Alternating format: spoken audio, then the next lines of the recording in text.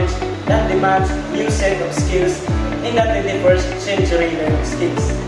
The 4Cs.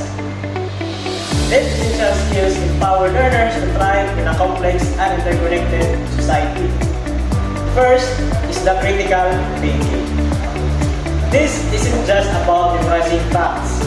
It's about analyzing information objectively, evaluating arguments, solving problems creatively, and making sound judgments. Think of it as becoming a savvy investigator of information, not just a passive receiver. Next, we have the creativity.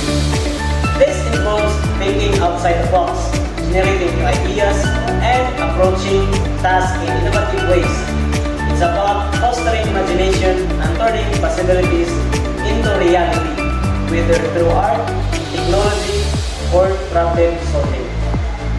Then comes the collaboration. In today's world, teamwork is the key. Collaboration is the ability to work effectively with others, share responsibilities, value diverse perspectives, and achieve common goals. It's about harnessing the power of collective intelligence. Finally, the communication. This involves expressing ideas clearly and effectively, both verbally and in writing. It also encompasses active listening, understanding nonverbal cues, and adapting communication styles for different audiences and media. Sharing your thoughts and ideas effectively is crucial in all aspects of life. Now, how are these vital skills supported here in the Philippines?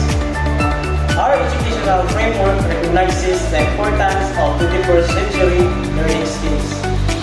The Enhanced Basic Education Act of 2013, also known as the Public Act number 10533 or the K-12 law, explicitly aims to develop learners with 21st century skills.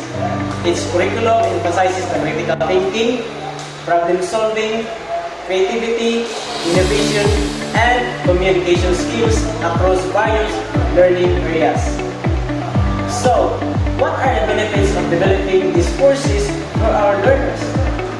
First is the enhanced problem-solving abilities that allow them to tackle complex issues with confidence and resourcefulness.